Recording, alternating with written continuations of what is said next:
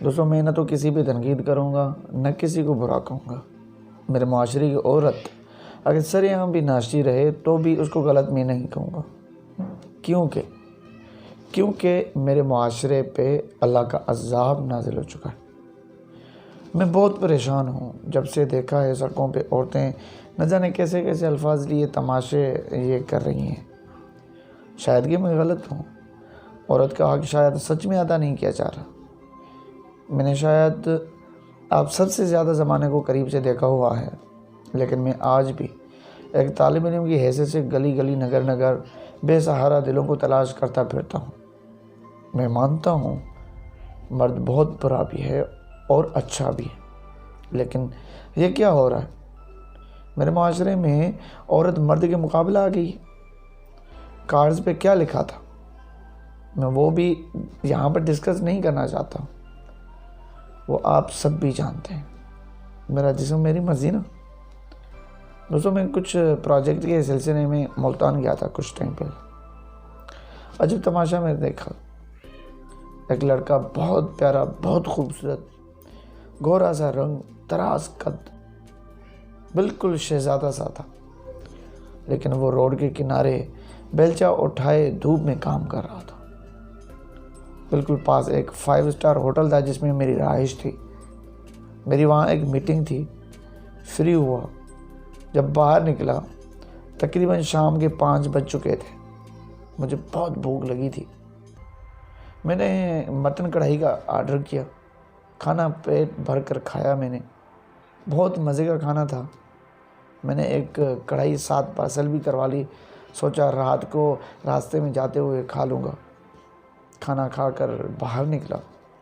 मैं कार में बैठने ही लगा था, देखा एक लड़का सड़क के किनारे एक दरख्त के साए में बैठा हुआ था।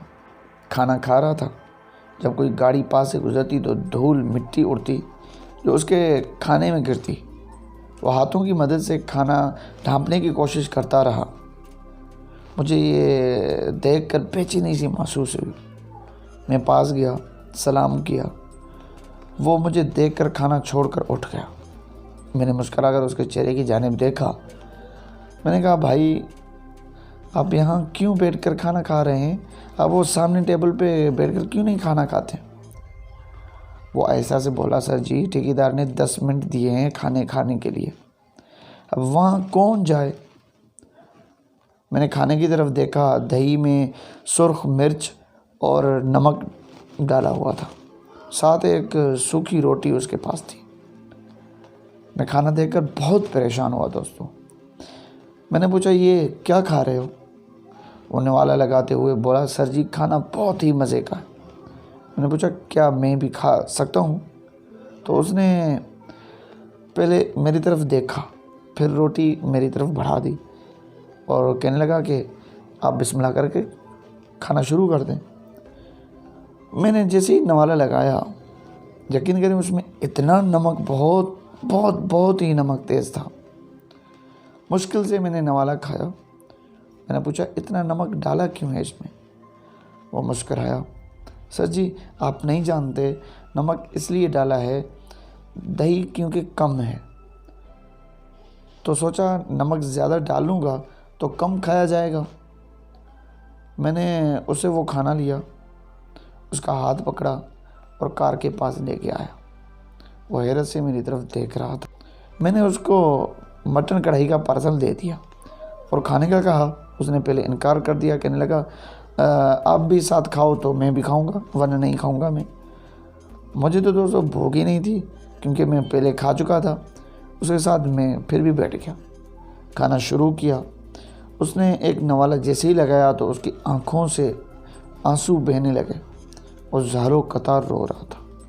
मैंने पूछा, अरे क्या हुआ यार, क्यों रो रहे हो? वो आंसू साफ़ करते करते हुए मुझे बता रहा था। मैंने पानी की बोतल उसे दे दी। आंसू उनके रुकने का नाम ही नहीं ले रहे थे। मैंने उसके कंधे पे हाथ रखा, उसे बताया, मैं ज़िया हूँ, यूँ समझो मैं तुम्हारा भाई हूँ, बताओ क्या हुआ है? वो हल्का सा मुस्कुराया दोस्तों, फिर मुझे दुआ देने लगा, भाई जी आप बहुत अच्छे हैं।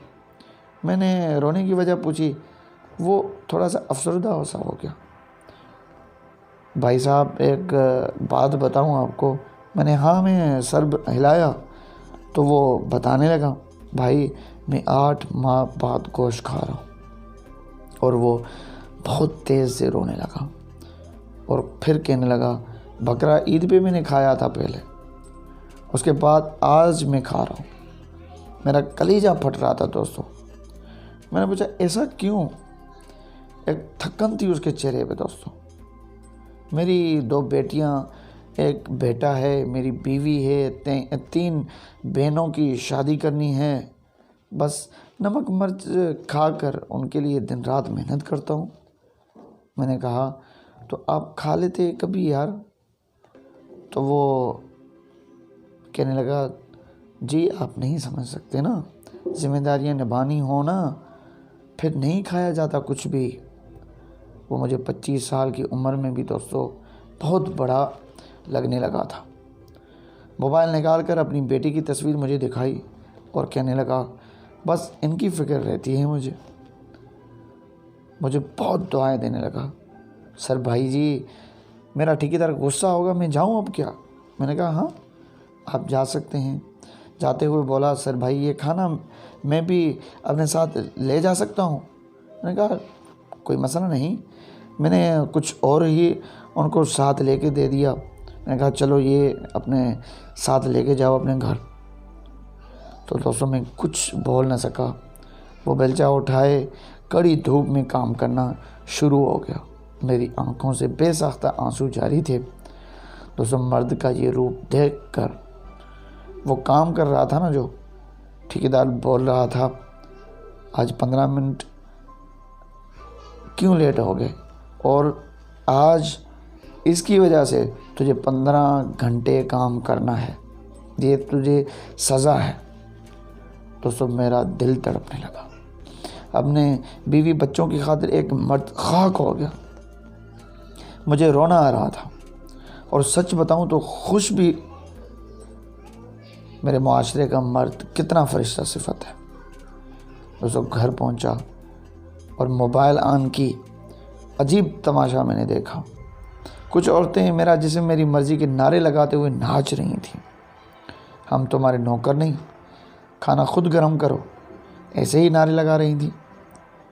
मुझे बहुत दुख हुआ दोस्तों। फिर मैंने सोचा उस लड़के की जगह उन औरतों से मजदूरी करवाई जाए, उनको सूखी रोटी के साथ दही में नमक मिर्च मिलाकर दिया जाए और उनको गोश्त सिर्फ बकरा ईद पे दिया जाए। उनको चिकन शवारमा बर्गर वगैरह जो है ना, उनका बंद किया जाए। उनको 15 घंटे मजदूरी करवाई जाए और फिर कहा जाए अब कहो मेरा जिस्म मेरी मर्ज़ी। मैं औरत के हुकूक की बात करने वाला इंसान हूँ दोस्तों, लेकिन मर्द की वफ़ादारी पे धोकर यूँ तमाशा करना बर्दाश्त नहीं है। वो लड़का गधे की तरह काम करने वाला और उसकी वफ़ा का सिला अगर मेरा जिस्म मेरी मर्ज़ी वाली औरत है तो दोस्तों इस मुआशरे के अंजाम पे मातम करना फ़र्ज़ है। कुछ गलत बोला हो तो माजरत चाहते हैं दोस्तों। और हाँ, कोई यहाँ तनकीद करना चाहे तो ज़रूर करें, लेकिन अपने बाबा भाई बेटे को एक बार ज़रूर देखना, शायद वो ज़िम्मेदारी निभाते निभाते खाक हो चुके हों। और मैं उस मर्द को गलीज़ तरीन मर्द कहता हूँ दोस्तों। याद रखो, जो औरत को गाली दे और थप्पड़ मारे या तलाक के नाम पर रुस्वा करे,